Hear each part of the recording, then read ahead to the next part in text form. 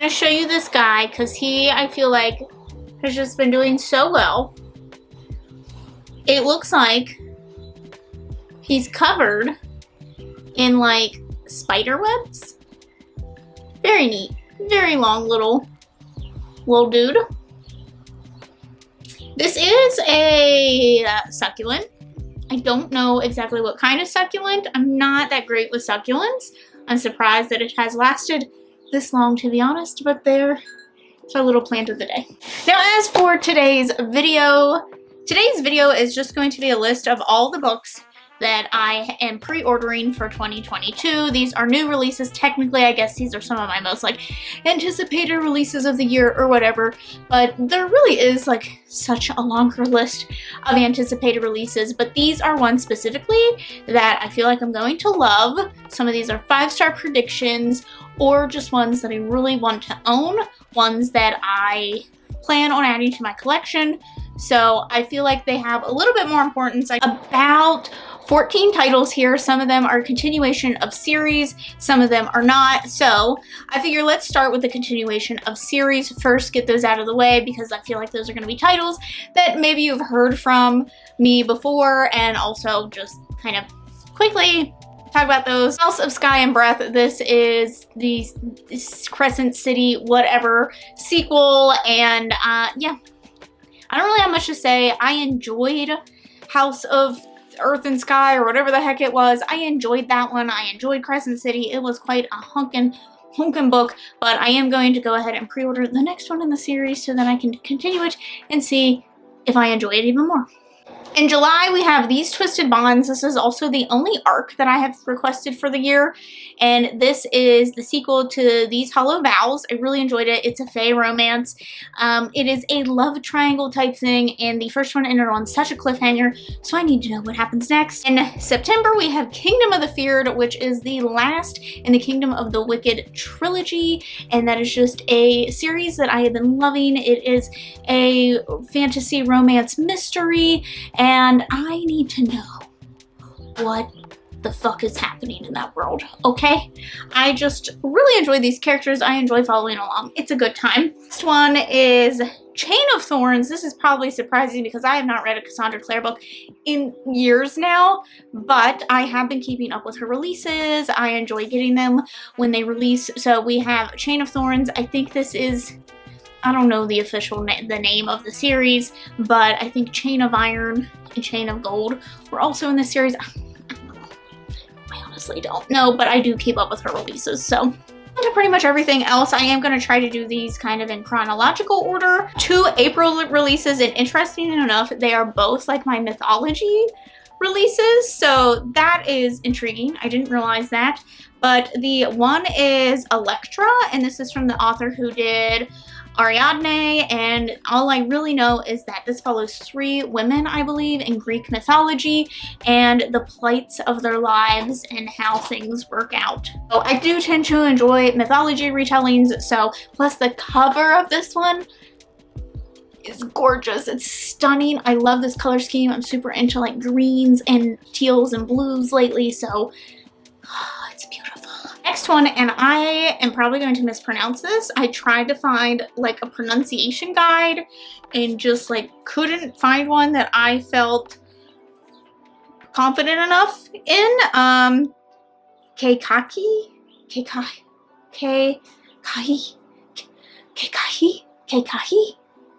I might be saying that wrong. I am so sorry, but this, I believe, is also based around different myths and whatnot, because this is about a young princess and her family, you know, not great.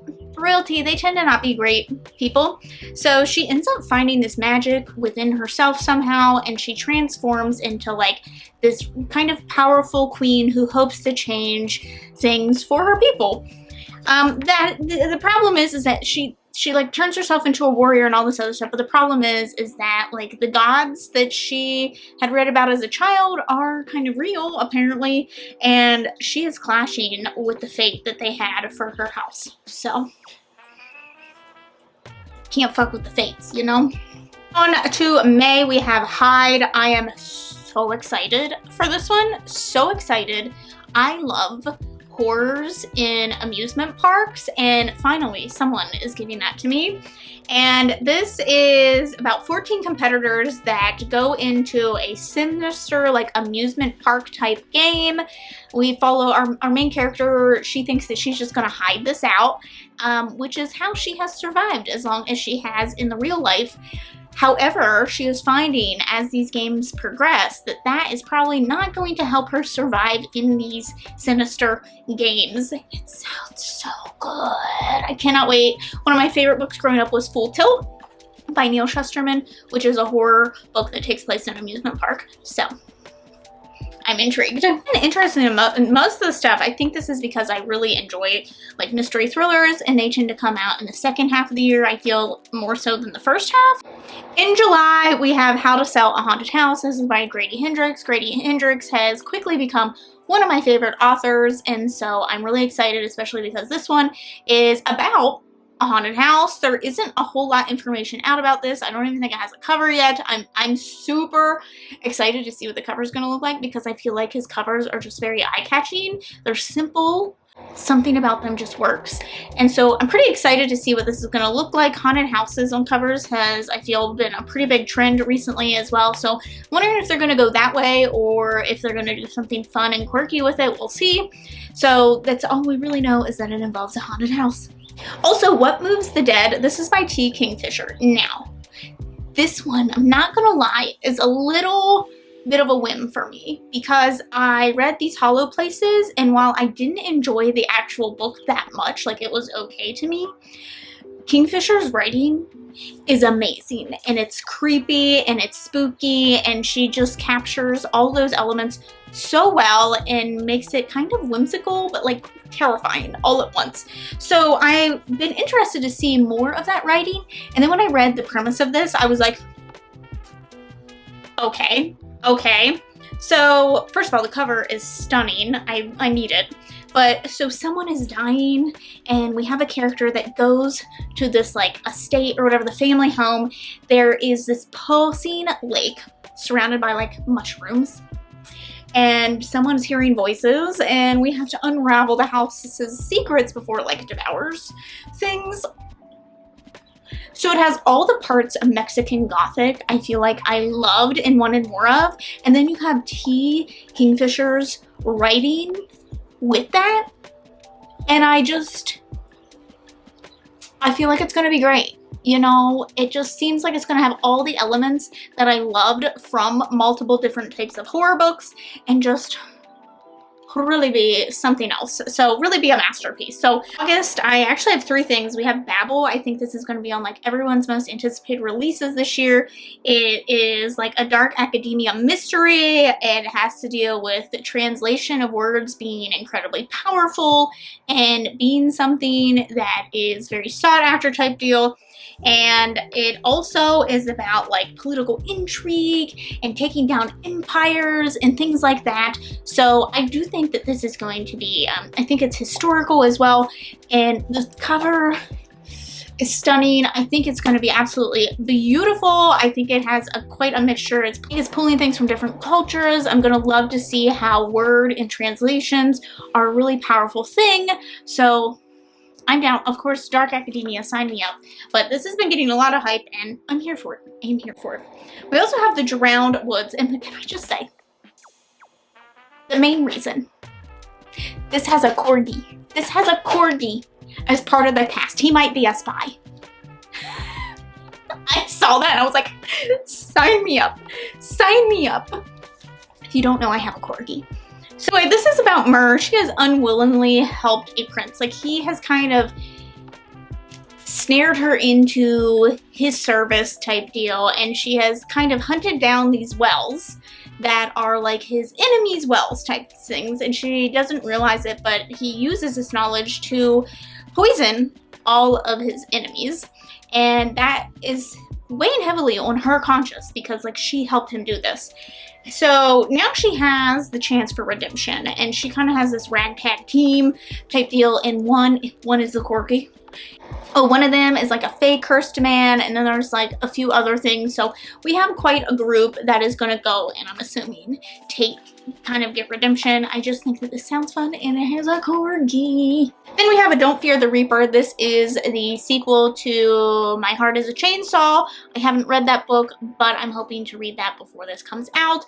I am pretty excited about it, and the cover is absolutely stunning, so can't wait. I feel like it's going to be amazing, just saying. Then in September, we have Gathering the Dark. This is a folk horror anthology. Y'all know I love a good like short story collection, folk horror story collection. Sign me up, sign me up. There isn't a lot of information about this yet, so I am hoping. A lot of times anthologies get pushed back or end up not happening at all. So I'm really hoping that I mean, you're able to pre-order it, so I'm hoping.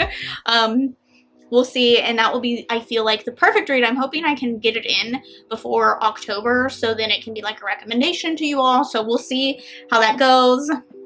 And I think the last thing, I only have one more thing on this list. Okay, and then we're down to the last one, which comes out in November. I am surprised that there is a book even listed this late, because a lot of times they don't list things quite this early for them. And it's got a cover and everything, and it is... The cover is what caught my eye. I feel like I'm taking a chance because I don't honestly know anything really about this author. It's horror, which I can be quite hit or miss, but I'm really going to take a chance on this one because it's really intriguing me. It is Piñata. This is about a woman and her two daughters, and they go back to her home in Mexico, and they're working on some sort of project, but everyone there is kind of treating them like outsiders. They're actively trying to sabotage the work that this woman is doing, and finally she's just like, she's had enough. So she takes her two daughters and she goes back home to New York City, I think. And the thing is, when they get back there, one of the daughters starts acting weird. And I'm assuming it's not good. I think this was spun as like for fans of Hereditary. I hated Hereditary, but the premise of it is intriguing. So apparently they have to figure out what has awakened within the sister before it's too late and ruins their whole family. My notes. Look at all these notes. Oh my god, I never take notes for videos.